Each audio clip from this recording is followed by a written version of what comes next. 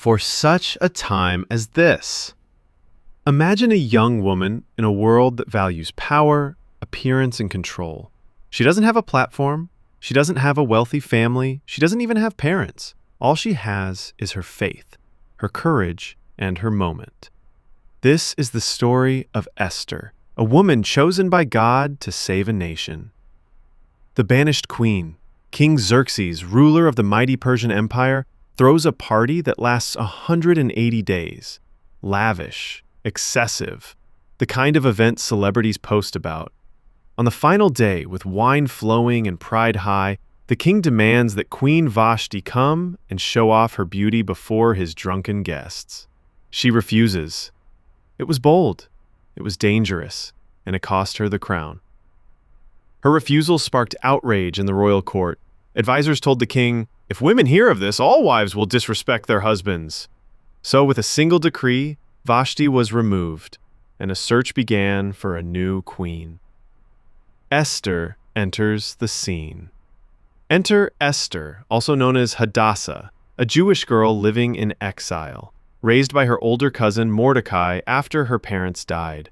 Esther was beautiful, but more than that, she was wise, humble, and faithful. When the king's officers came to gather the most beautiful women for a royal beauty search, Esther was taken, willing or not, to the palace. But she didn't reveal her faith or heritage. Mordecai warned her, "Keep it quiet for now." She went through a full year of beauty treatments, 12 months of perfumes, oils, and preparation, but it wasn't just her outer beauty that stood out. Esther walked in such favor that even the palace officials helped her. When her time came to stand before the king, he saw something different in her eyes. He saw grace, strength, mystery. She was crowned queen. Mordecai's discovery. While Esther lived in luxury, Mordecai remained near the palace gates, watching, praying, protecting. One day, he overheard 2 royal guards plotting to kill the king. Mordecai reported it to Esther, who told the king in Mordecai's name. The traitors were executed. But Mordecai's loyalty was forgotten, for now. Rise of the villain. Now comes Haman, the king's top official. He had power, money, and a massive ego. Every time he walked by, people bowed, except Mordecai.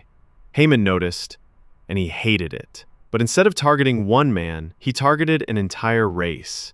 He manipulated the king into signing a law to exterminate all the Jews in the empire, every man, woman, and child. On a chosen day, enemies could legally slaughter them and take their property. The law was sealed, irreversible. The date was set. Crisis in the kingdom. When Mordecai heard the decree, he tore his clothes, put on sackcloth, and mourned in the city. Esther's maids told her about Mordecai's grief, and she sent fresh clothes, but he refused. Instead, he sent her a message.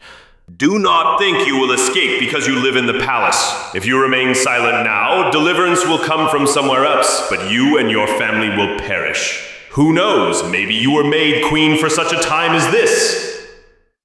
Esther was terrified. To approach the king without invitation could mean death, even as queen. But after fasting and prayer, she sent her reply. "If I perish, I perish." The royal approach. With trembling hands, Esther put on her royal robes and approached the inner court.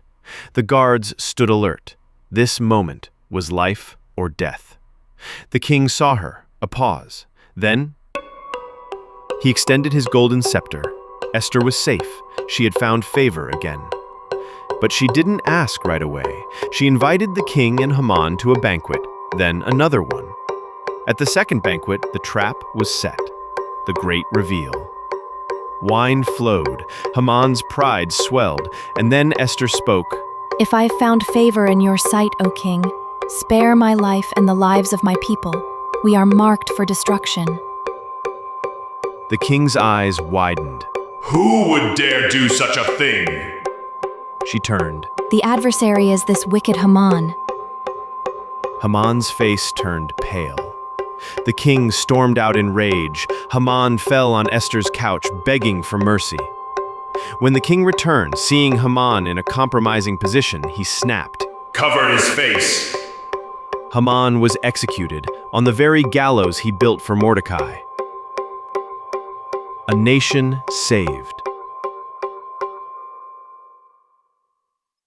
The king couldn't revoke the original law, but he issued a new decree. The Jews could now fight back on the day of the attack. And when that day came, the Jews defended themselves. Enemies fell. God's people prevailed. What was meant to be a massacre became a miracle. Mordecai was promoted to second in command. Esther's boldness changed history, and a celebration called Purim was established, a day to remember that God never abandons his people. For such a time as this. Esther's story isn't just history, it's a divine template. God placed her in the palace, not for comfort, but for calling. She risked everything when the easy choice was silence. If I perish, I perish. In a world of compromise and fear, we need modern-day Esthers, people who will rise in faith, speak when others are silent, and shine light in the darkness. You might not feel ready, you might feel hidden, but maybe, just maybe, you were born for such a time as this.